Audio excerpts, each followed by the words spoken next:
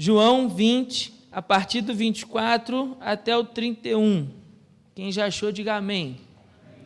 Quem não achou, diga eu preciso da escola bíblica dominical.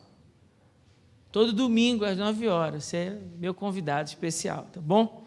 Diz assim a palavra do Senhor, João, capítulo 20, verso 24. Tomé, chamado Dídimo, um dos 12, não estava com eles quando Jesus apareceu. Então, os outros discípulos lhe disseram, vimos o Senhor.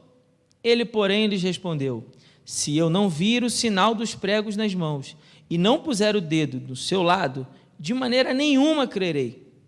8 dias depois, os discípulos estavam outra vez ali reunidos e Tomé estava entre eles. Estando as portas trancadas, Jesus chegou, colocou-se no meio deles e disse, paz seja convosco. Depois disse a Tomé, coloca aqui o dedo e vê as minhas mãos, estende a tua mão e coloca no meu lado. Não seja incrédulo, mas crente. Tomé lhe respondeu, Senhor meu e Deus meu. E Jesus lhe disse, porque me viste e creste? Bem-aventurados os que não viram e creram. Jesus, na verdade, realizou na presença de seus discípulos ainda muitos outros sinais que não estão registrados neste livro. Estes, porém, foram registrados para que possais crer que Jesus é o Cristo, o Filho de Deus, e para que, crendo, tenhas vida em seu nome.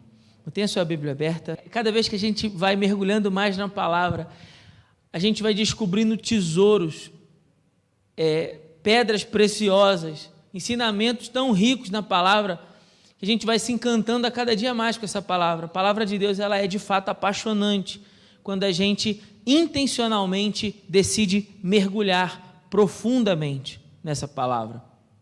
Então eu queria que a gente juntos fizesse esse mergulho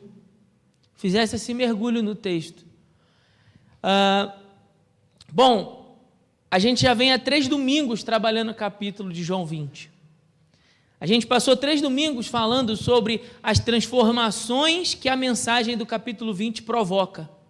E hoje nós vamos chegar na mensagem mais importante, não apenas do capítulo, mas do livro inteiro de João. E não apenas do livro de João, mas de toda a Bíblia. De toda a Bíblia, e eu vou mostrar isso para você hoje. A gente vai ver isso juntos.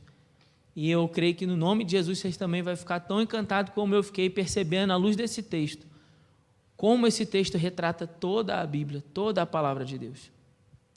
Primeiro, vamos entrar junto no texto, porque talvez você não tenha vindo aqui nos últimos domingos que a gente falou do início desse capítulo. Lá no início a gente falou que o capítulo 20 começa com uma informação, uma mensagem que está sendo declarada. Jesus ressuscitou. Essa é a mensagem do capítulo 20 inteira. Jesus ressuscitou. A gente podia resumir dessa maneira o que representa o capítulo 20. E aí, conforme o texto vai se desenvolvendo, o autor ele segue uma lógica, ele segue um pensamento, um raciocínio. Então, primeiro ele fala sobre como essa mensagem, Jesus ressuscitou, é uma notícia transformadora. Primeira pessoa impactada por essa notícia é Maria. A transformação provocada em Maria, quando ela chega no sepulcro e vai buscar o corpo de Jesus e ela não encontra o corpo de Jesus lá, as suas lágrimas de tristeza são transformadas em sorrisos de alegria naquele dia. Porque naquele momento ela descobre que o seu Senhor não está morto, ele ressuscitou. Quando ela chega lá e se depara com um túmulo vazio, ela continua triste, ela acha que roubaram o corpo de Jesus. Mas então o próprio Jesus se manifesta a ela, a chama pelo nome. Quando ele a chama pelo nome, ela reconhece, ela percebe, o meu Senhor vive. Antes as suas lágrimas de tristeza, agora transformadas em sorrisos de alegria. Ela vai e conta aos discípulos. Na continuidade do texto, vai dizer que Pedro e João então saem correndo porque eles querem ver isso também, se de fato é como ela está dizendo. Quando eles chegam lá, se deparam com o sepulcro aberto, a pedra movida de lugar, e então eles também são impactados por essa mensagem e reconhecem que Jesus de fato ressuscitou. Jesus se manifesta aos discípulos naquele dia, eles estavam de portas fechadas, reunindo ali, e Jesus se manifesta no meio deles e declara: paz seja convosco. E então eles conseguem ver Jesus. Imagina essa cena, eles veem Jesus. Pastor, eles viram Jesus, acharam que era um fantasma e saíram correndo. Afinal de contas, estavam com a porta trancada, porque estavam com medo dos judeus. Não, eles não saíram correndo com medo, porque a presença de Jesus gerou coragem dentro deles. E essa é a transformação que o autor está mostrando para nós que acontece. Quando os discípulos estão de posse dessa informação de que Jesus ressuscitou, e eles veem o seu mestre, aquilo que era medo se transforma em coragem. Coragem, Jesus ressuscitou. Ele não só declarou a eles: paz seja convosco, mas então ele os comissiona, dá uma missão para eles. Isso aparece desde o 19 até o verso 23, tá certo? Desde o 19 até o verso 23. E então eles recebem o Espírito Santo. Jesus sopra neles. Assim como Deus, quando criou o homem e pega aquele boneco de barro e sopra naquele boneco, e aquele boneco tem o fôlego da vida, assim também Jesus sopra sobre eles o seu Espírito Santo. E agora eles têm a vida do Senhor dentro deles. Só que quando isso acontece, e por isso eu estou fazendo essa recapitulação, o texto vai fazer questão de dizer para nós que entre os 11 não estava lá, que é Tomé. Tomé não estava nesse dia. Imagina, os discípulos estavam lá reunidos, Jesus aparece para eles, ressurreto, vivo, e Tomé perdeu a oportunidade de ver Jesus. Nossa, não estava lá, perdeu essa chance. Quando a gente chega no verso 24, então, o texto começa a declarar para nós uma outra transformação por essa notícia. Então vejam, ele vai dizer que primeiro, Tomé não estava presente com eles. Eles declaram no verso 25 o que aconteceu. Depois, no verso 26, Jesus aparece novamente e dessa vez, Tomé está entre eles. O que está acontecendo no texto? No início do texto, Tomé não está presente, Tomé não estava com eles. No final, ou melhor, na metade, digamos assim, né? Ou no final daquele momento, daquela situação, porque a situação inteira acaba no verso 28, Tomé está presente. Tomé não estava, Tomé estava presente. E o que foi que mudou? O que foi que mudou? Essa é a nossa pergunta. O que foi que transformou a dúvida de Tomé, apresentada no verso 25, para a sua certeza, apresentada no verso 28? O que foi que aconteceu de diferente naquele texto, naquela história, que João está contando para nós, que levou Tomé da incredulidade à fé em Cristo como Deus, como Filho de Deus, como Deus que se fez carne e habitou no meio de nós? Essa é a questão. Como é que a gente sai então do ponto A e vai para o ponto B? Como esse Tomé incrédulo é conduzido a um Tomé crente em Jesus? Bom, a gente vai dividir isso e depois a gente vai entender o final do capítulo. Primeiro, sobre a incredulidade de Tomé. Vamos pensar juntos aqui. Vamos ler de novo, para a gente poder fixar o texto. O texto é curtinho, então facilita isso para a gente. Verso 24 diz assim: Tomé, chamado Dídimo, um dos 12, não estava com eles quando Jesus apareceu. Pastor, por que ele não estava? Não faço a menor ideia. Deixa eu te contar, não sei. Ele devia estar muito triste, né? Por isso que ele não estava presente. A gente não pode especular, a gente não pode dizer o que a Bíblia não diz, ok? Então, por que ele não estava? Eu não sei. O fato é que o texto vai dizer, ele não estava lá, junto com eles. Por conta disso, o verso 25 vai dizer que outros discípulos disseram: vimos o Senhor. Que outros discípulos são esses? Bom, aqui a gente poderia dizer, e aí com segurança bíblica, alguns. Por exemplo, os discípulos do caminho de Emaús, porque eles viram o Senhor falar com eles. Enquanto o Senhor falava, o coração deles ardia. Lembram disso? Discípulos do caminho de Emaús. Quem mais? Própria Maria, porque ela foi lá e quando ela estava lá no sepulcro aberto, ela viu o Senhor falar com ela, ele chamou ela pelo nome. Então, Maria também. Quem mais? Os apóstolos, Pedro, João, Tiago, aqueles que estavam reunidos naquela primeira reunião, quando Jesus apareceu no meio deles. Junta esse grupo todo e com certeza a gente pode dizer que outros discípulos são, pelo menos esses. O que eles testemunharam para Tomé? Vimos o Senhor. Nós vimos, Tomé. Vimos. A resposta de Tomé é a sua incredulidade. Ele diz: se eu não vir o sinal dos pregos nas mãos e não puser o dedo do lado, de maneira nenhuma eu crerei.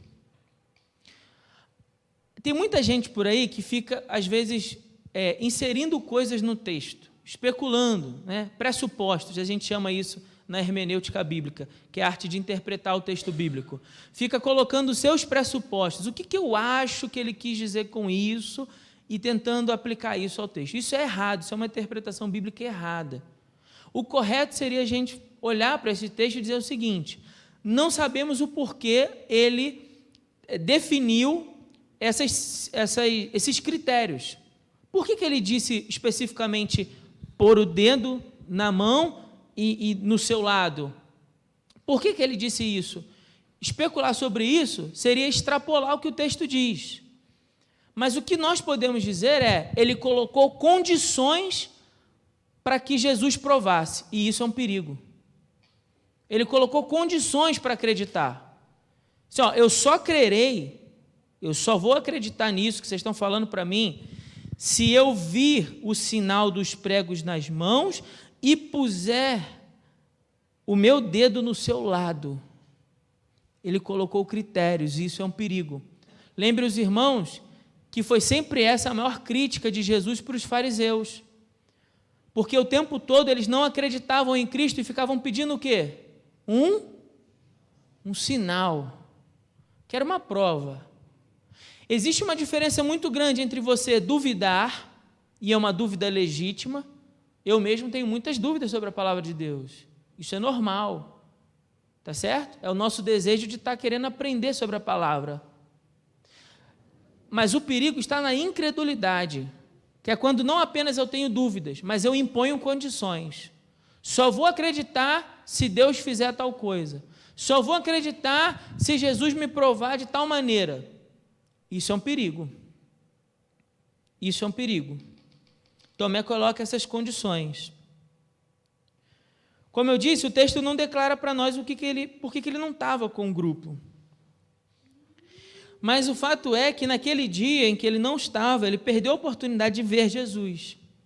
Durante, o texto vai dizer, 8 dias, então nos próximos 7 dias, na próxima semana, Jesus aparece para eles no domingo, vai passar uma semana inteira, Jesus vai aparecer para eles de novo no outro domingo, 8º dia depois.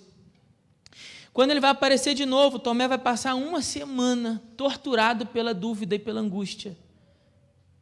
Será que eles estão falando a verdade? Será que de fato Jesus ressuscitou ou não? Ele perde essa oportunidade de ter a mesma paz que os discípulos receberam por conta da sua dúvida e da sua incredulidade. O lembrete de Tomé para nós é que não se pode tentar a Deus pedindo a Ele provas. E uma outra lição para nós, e aqui eu abro um parêntese grande, é muitas vezes quando a gente perde a reunião dos discípulos de Jesus, que é o culto. O culto nada mais é do que a reunião dos discípulos de Jesus. Aí tem uma reunião dos discípulos de Jesus e a gente não vem para a igreja. Por que a gente não vem? Não sei. Os motivos não estão expostos no texto. A gente simplesmente não vem. E aí talvez a gente tenha perdido uma oportunidade de que Cristo se manifestando, aquilo produzisse em nós paz e bênçãos espirituais, que a gente deixa de receber. Essa também pode ser uma lição prática que Tomé mostra para nós. Pois nós não sabemos as bênçãos espirituais que acontecerão naquela reunião. O fato é, ficamos em casa. Mas por que ficamos em casa? Você já pensou nisso? Muitas vezes, por que você não vem à igreja? que você não vem se reunir com seus irmãos? A gente está vivendo um tempo em que os estudiosos chamam da pós-modernidade ou modernidade líquida. E uma característica do crente na pós-modernidade é que ele não vê propósito na continuidade dos exercícios espirituais. O que isso significa, pastor? Ele não vê o tamanho da importância de orar constantemente. Ele não vê a importância de ler a palavra constantemente. Ele não vê a importância da comunhão constantemente. E, por consequência disso, ele é fraco na sua fé. O crente na pós-modernidade, ele é fraco na sua fé. Por que ele é fraco na sua fé? Por que ele é cheio de dúvidas? Por que seu coração é permeado por incredulidade? Porque ele esqueceu os exercícios espirituais. Ele esqueceu a importância de praticar exercícios espirituais, como a oração, leitura da palavra e a comunhão com seus irmãos, porque na comunhão a gente tem a oportunidade de edificar uns aos outros, na comunhão a gente tem a oportunidade de estimular a fé uns dos outros, na comunhão a gente tem a oportunidade de se fortalecer na fé, de aprender uns com os outros. Então, só para fechar um parênteses aqui, não perca a oportunidade de estar com seus irmãos. Isso não é conversa de pastor para que você venha à igreja. Isso é uma orientação bíblica de alguém que está querendo zelar pela tua vida espiritual.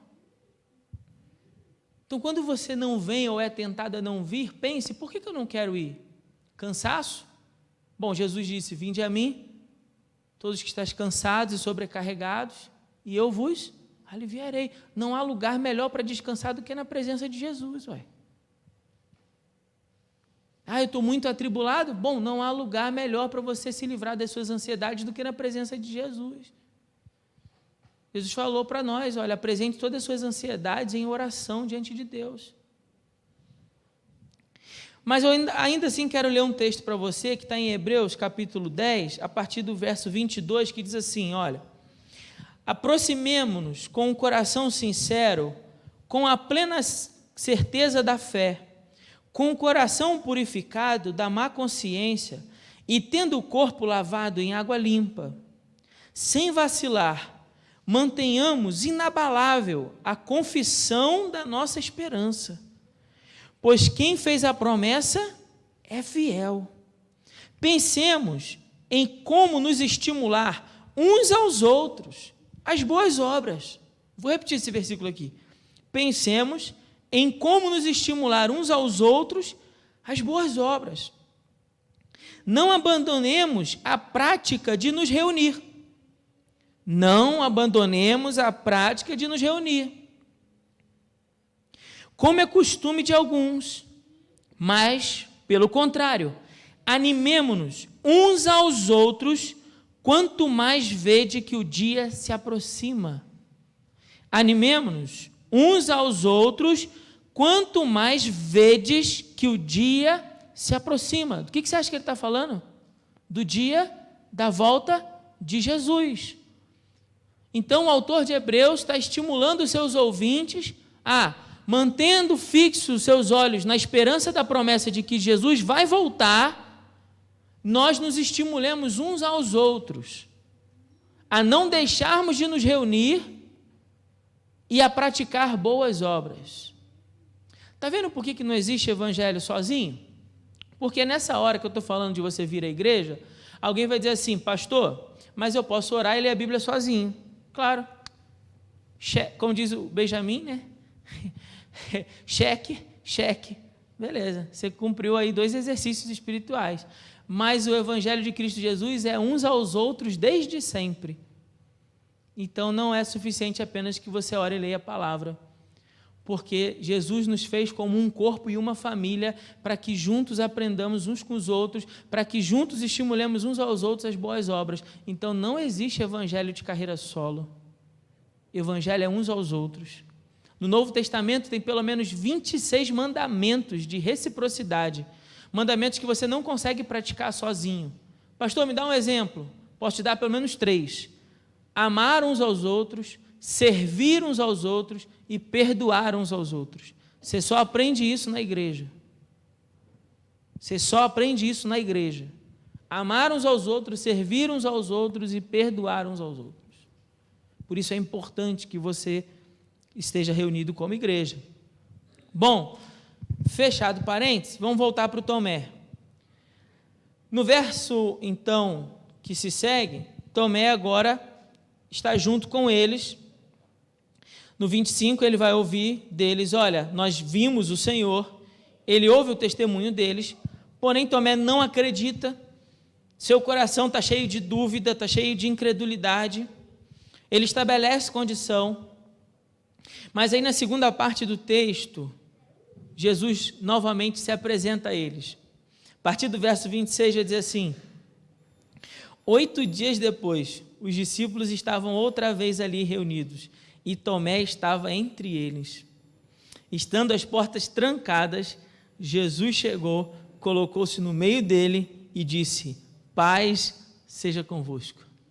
Irmãos, eu vou dizer algo aqui que é muito sério, é contundente, mas é importante que se diga.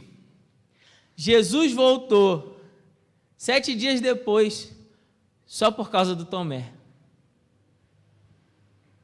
Só por causa dele. Poxa, pastor, mas o Tomé colocou uma opção de condição. É verdade. Mas ainda assim, o texto está expressando para nós um Jesus que é Deus, grande em poder, grande em majestade, mas que se manifesta de maneira pessoal. Há um Deus que desce a nossa experiência humana de incredulidade para tratar do nosso coração e nos elevar ao lugar que nós deveríamos estar. Tomé, nesse momento, já deveria estar como os outros discípulos. Ele já deveria estar em paz e na crença de que Jesus ressuscitou. Ele já deveria estar nesse estágio, vamos dizer assim. Mas ele ainda estava aqui. Aí Jesus, que é Deus encarnado, desce a experiência de Tomé para ajudar Tomé a chegar no lugar que ele deveria estar. Que coisa maravilhosa esse Jesus retratado nesses versos. Novamente ele aparece no meio deles e de portas fechadas. Você reparou isso? Que o texto repetiu a expressão de portas fechadas, portas trancadas, para dizer que o corpo glorioso de Jesus não está preso ao espaço. Não está preso, não é uma porta trancada que vai impedir. O coração de Tomé estava trancado de incredulidade, barreiras de incredulidade. Mas essas barreiras de incredulidade do coração humano não são capazes de manter Jesus do lado de fora. Ele se revela de maneira pessoal para eliminar todas as barreiras que nos impedem de crer. Não vai ser uma porta fechada que vai impedir Jesus de entrar. Com amor, com graça, ele se manifesta aos discípulos e oferece a mesma paz. Paz seja convosco. A gente falou aqui no domingo passado, porque é importante essa oferta de Jesus. Paz, paz, porque é o retrato do Evangelho. Cristo Jesus é o príncipe da paz, mas que paz? A paz para o homem que o leva de novo a fazer as pazes com Deus. Não é qualquer tipo de paz, não é a paz da ausência de conflito, não é a paz da ausência de guerra, não é a paz da ausência de problemas, é a paz que todo homem pecador precisa encontrar em Deus, porque nós aprendemos que por conta do pecado nós estamos em guerra. Por causa do pecado lá no Éden nós nos colocamos em guerra contra Deus, colocamos em guerra contra o nosso semelhante, colocamos em guerra contra a natureza, colocamos em guerra contra nós mesmos. O homem está em guerra. Então Jesus vem no seu evangelho e oferece o quê? Um caminho de paz, de reconciliação, uma oportunidade do homem fazer as pazes com Deus. Por isso que Paulo vai dizer lá em 2 Coríntios capítulo 5, verso 18, que Deus não levou em conta as nossas transgressões, mas nos reconciliou em Cristo, ou seja, fez as pazes, reconciliação, fez as pazes conosco em Cristo Jesus. E para isso Deus não levou em conta o nosso pecado. Do contrário, nós não teríamos essa paz. Essa mesma paz é oferecida aos discípulos, é oferecida também a Tomé. Tomé, para você também, Tomé. Paz. E depois que Jesus faz essa saudação de paz para eles, verso 27, ele vai tratar do Tomé. Jesus é Deus e que se manifesta de maneira pessoal. Tomé, coloca aqui o dedo nas minhas mãos, Tomé. Imagina essa cena aí. Se você puder, sua mente criativa, abençoada que Deus criou, imagina essa cena por um segundo. Tomé, toca aqui, ó. Toca aqui no meu lado, Tomé. E Tomé, tocando com medo, mas toca. E quando toca, ele diz: Tomé, não seja incrédulo, mas crente. Jesus não repreendeu Tomé por ter duvidado. Todos nós temos dúvidas e isso é legítimo. Jesus repreendeu pela incredulidade, pela dureza do coração de querer aceitar o testemunho dos outros, dos demais. Que grande amor de Jesus é esse, de descer até o nível da experiência humana para elevar os homens ao nível de experiência que eles deveriam ter. O autor de Hebreus também nos faz um alerta. Em Hebreus capítulo 3, versículo 12, ele diz assim: irmãos, cuidado, para que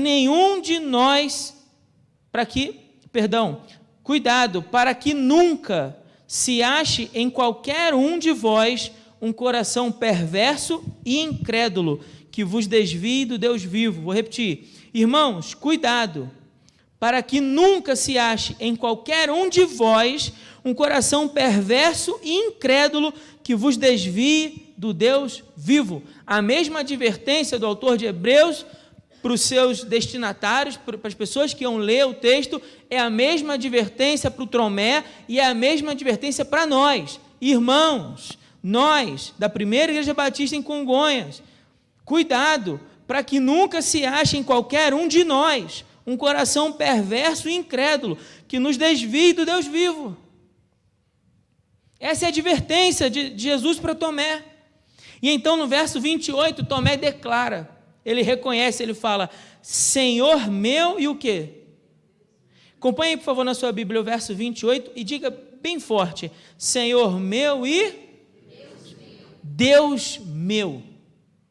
O que é que Tomé está declarando? Jesus é Deus. Diga com convicção: Jesus é Deus. É isso que ele está declarando.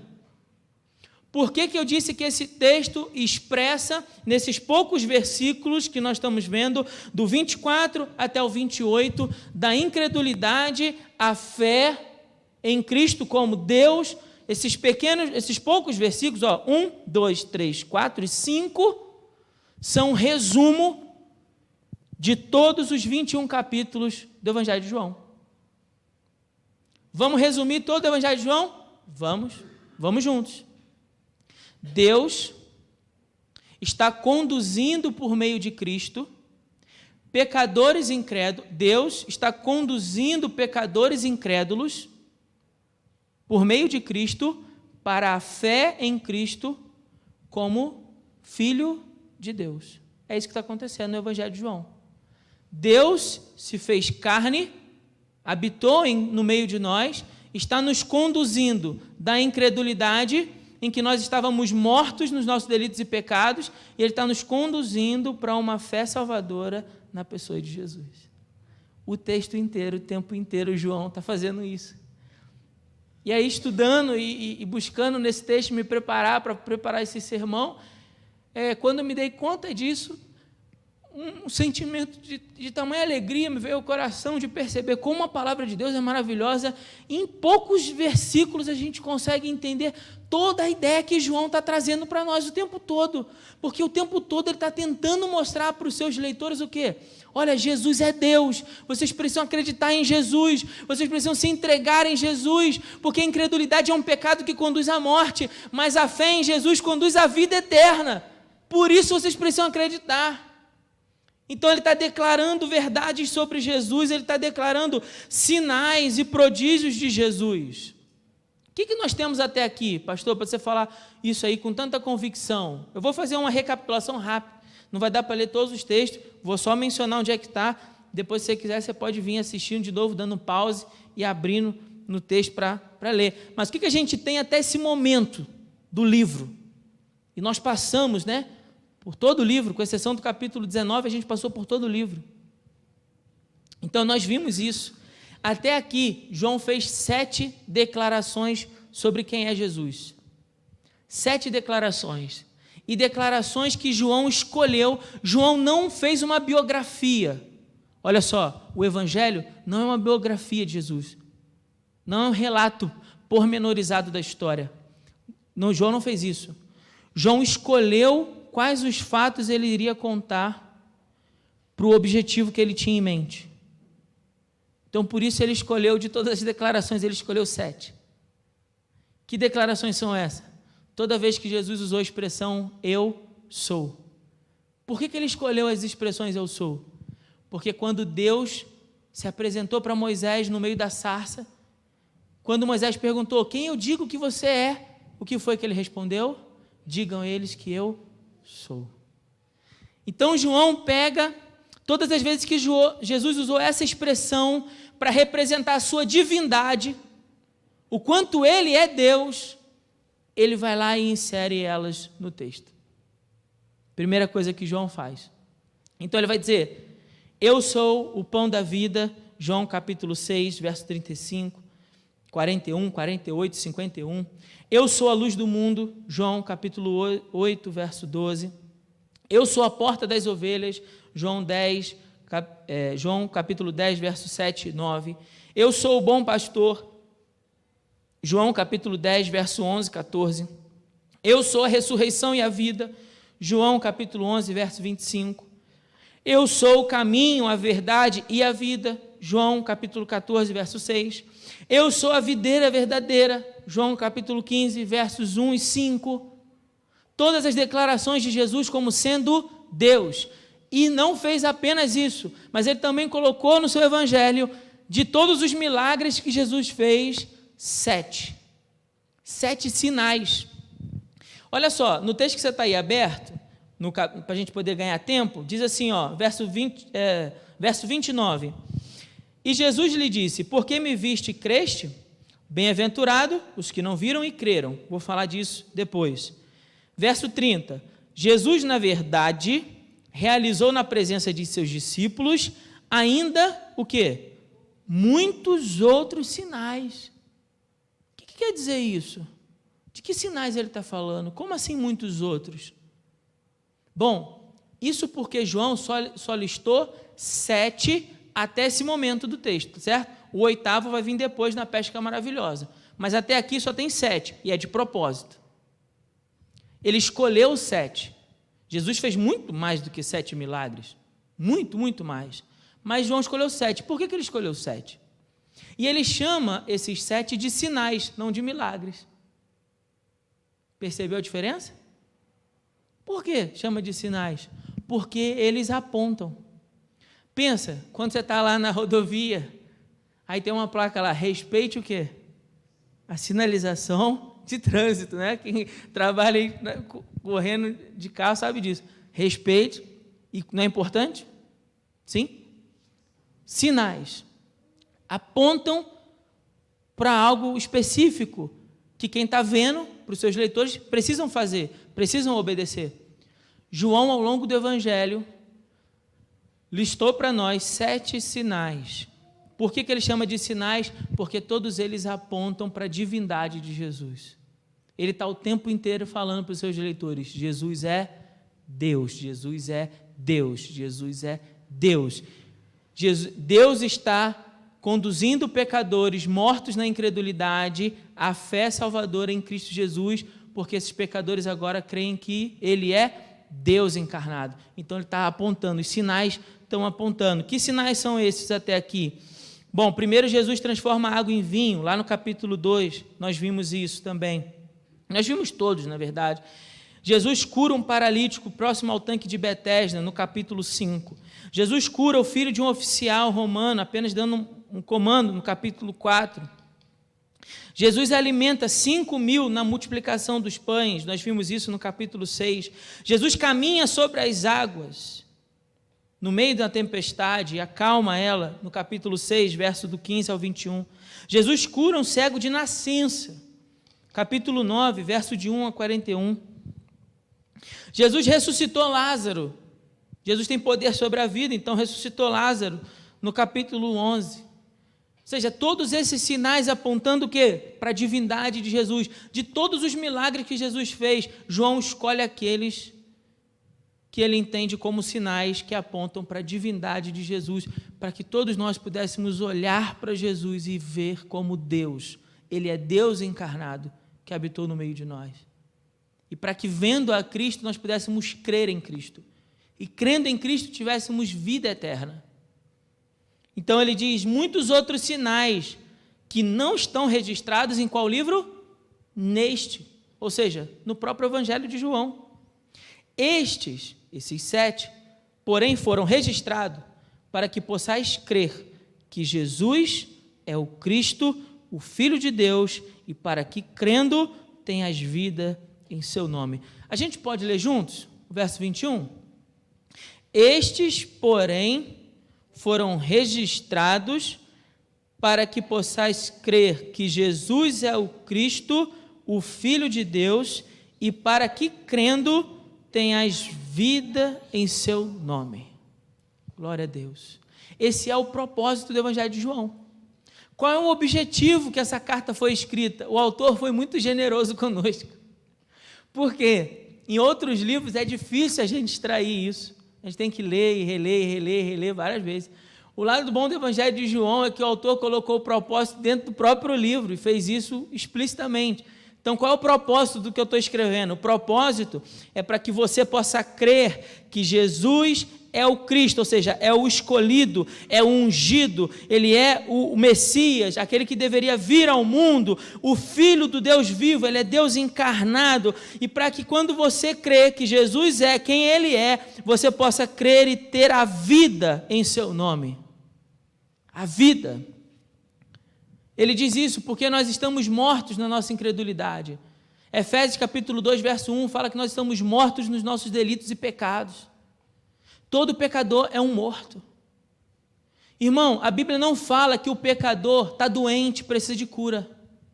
A Bíblia não fala que o pecador está desviado e precisa corrigir a rota.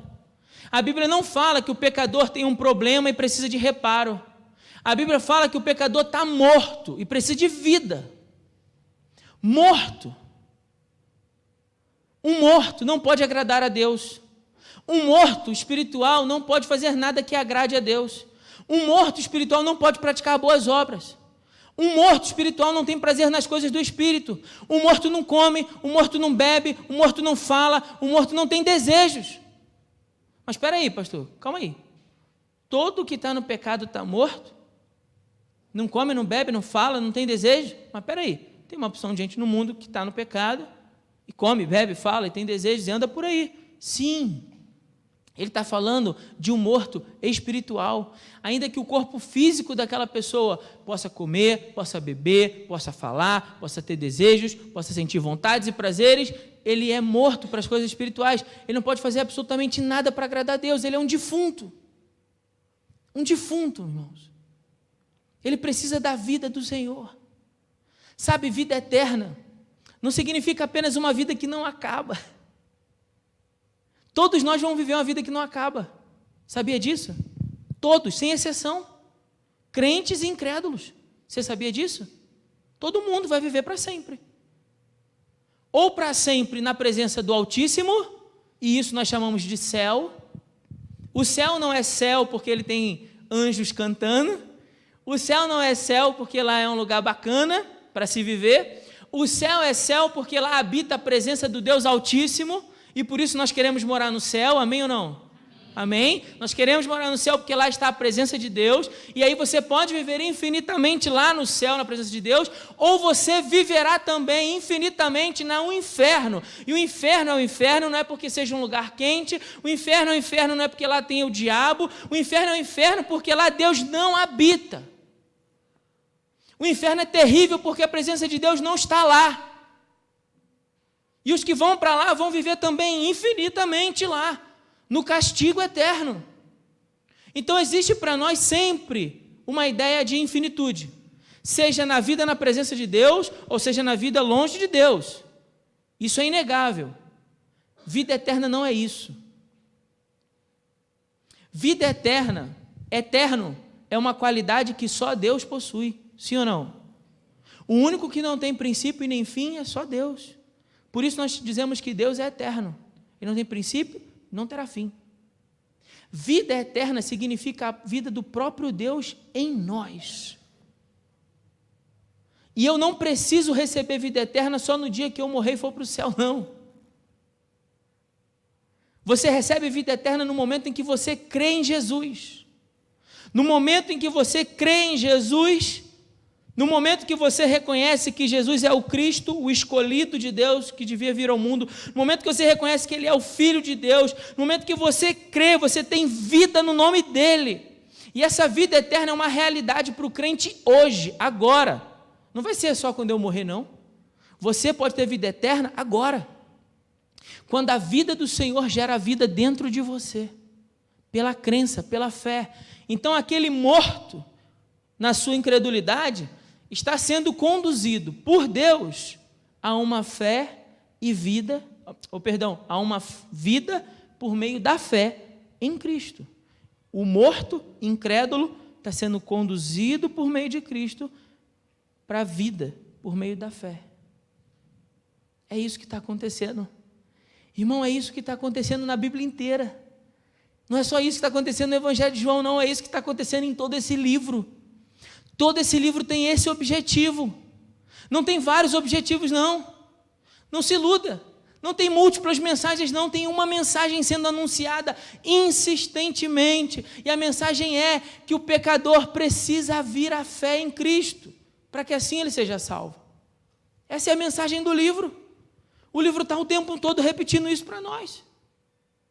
Agora, eu posso me apegar, e aqui eu termino, a minhas dúvidas e incredulidades e ficar pedindo a Deus uma opção de prova. Só vou para a igreja se Deus fizer tal coisa na minha vida. Eu conversei com uma pessoa em janeiro que me disse assim, até beber água. Infelizmente, a gente acaba ouvindo isso, de pessoas que a gente ama até. Mas eu só vou para a igreja a hora que Deus abrir a promoção que eu estou esperando no emprego. Deus virou uma forma de satisfazer os meus desejos e vontades. Eu disse assim, olha, se Deus achar por bem fazer isso para te levar nessa direção, para que você venha se tornar um crente firme em Jesus, eu oro ao Senhor para que Ele abra essa porta. Mas eu pessoalmente sei que há uma grande chance disso não acontecer. Porque nem sempre Jesus vai descer a experiência do homem para conduzi-lo. Ele já fez isso. Ele já é o Deus eterno que se tornou carne. Ele não precisa provar nada para mim e para você. Absolutamente nada. E o que nós temos agora é o testemunho dos nossos irmãos. Por isso o verso 28, eu risquei assim na minha Bíblia, bem grandão. Vou te explicar. Ele diz assim, e Jesus lhe disse, porque viste e creste? É uma pergunta. Porque você viu, você creu? Bem-aventurado, ou seja, felizes, os que não viram e creram. E aí, deixa eu fazer uma brincadeira aqui, preste bem atenção. Na primeira reunião, Tomé não estava. Na segunda reunião, Tomé estava. No verso 28, no final disso, a pergunta é, e eu estou com eles? Vou te explicar. Primeira reunião, Tomé não estava, Jesus apareceu, ele não acreditou. Segunda reunião, Tomé estava, Jesus se manifestou novamente, ele acreditou. Mas a pergunta que fica é, e eu sou um destes? O texto fala, bem-aventurado os que não viram, não tocaram nas mãos de Jesus, não tocaram no seu lado, mas mesmo não vendo, eles creram. Quem são esses?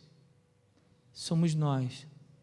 Somos todos aqueles que ouvimos os testemunhos dos discípulos de Jesus, todos aqueles que ouvimos essa mensagem transformadora, que Jesus não apenas morreu pelos nossos pecados, mas que Ele ressuscitou ao terceiro dia. Todos nós que ouvimos essa mensagem e cremos nessa mensagem, a Bíblia nos chama de felizes.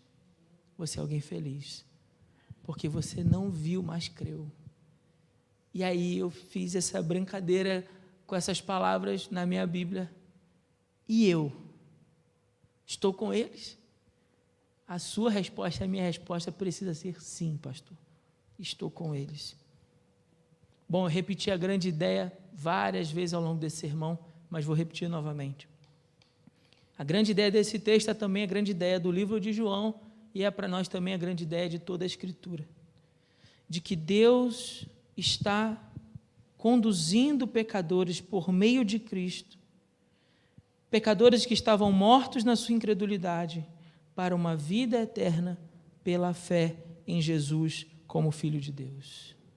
Se você ainda não creu nessa mensagem, se você ainda não reconheceu o Senhor Jesus, assim como Tomé disse, Senhor meu e Deus meu, essa é uma boa oportunidade para isso. Essa é uma oportunidade para você reconhecer Jesus como o seu Senhor e como o seu Deus. Se você estava cheio de dúvida, questionamentos, colocando imposições para Deus, de que Deus tinha que provar para você alguma coisa, mas você entendeu que feliz é aquele que não precisa de provas para crer, de que basta o testemunho dos discípulos e da própria palavra de Deus para que você venha à fé de que Jesus é quem Ele diz que é. Que nessa noite você possa tomar uma decisão, nessa noite você possa tomar uma posição por Jesus, que nessa noite você possa orar aí, do seu jeito, feche os seus olhos do seu jeito e fale com o Senhor. Senhor, diante dessa palavra, eu quero caminhar em Cristo Jesus, eu quero ser conduzido por Cristo Jesus a uma fé verdadeira, eu quero ser conduzido a essa vida eterna. Volto a dizer, não é apenas uma vida que não se acaba, vida eterna é a vida do próprio Deus dentro de você, é o próprio Deus dentro de você, fazendo de um morto, de um defunto, alguém que vive para a glória de Deus. Vamos orar. Pai. Bom, meu irmão, se você chegou até aqui nesse vídeo, eu quero te fazer uma pergunta. Alguma vez você já foi convidado para pregar e você ficou perdido sem saber como se preparar, como preparar o seu sermão? Ou de repente você até escolheu o texto, você orou, né? E escolheu o texto, mas depois, quando você ficou diante do papel, você ficou travado, sem conseguir ali desenvolver e organizar as ideias para te ajudar no momento que você estivesse na frente da igreja para entregar o seu sermão? Se alguma vez já aconteceu isso com você, eu quero convidar você a participar do meu curso chamado Curso Cartilha do Pregador. É um treinamento online para capacitar você, para te oferecer ferramentas para a construção do seu sermão ou do seu estudo bíblico. E não só isso, não. Você vai aprender essas ferramentas e você vai aprender a como apresentar o seu sermão com muito mais desenvoltura para os seus ouvintes. Se você também se interessa por isso e você quer se aperfeiçoar para realizar o seu ministério com ainda mais excelência, clica no link abaixo desse vídeo aqui na descrição e eu te vejo na nossa primeira aula. Um grande abraço e que Deus te abençoe.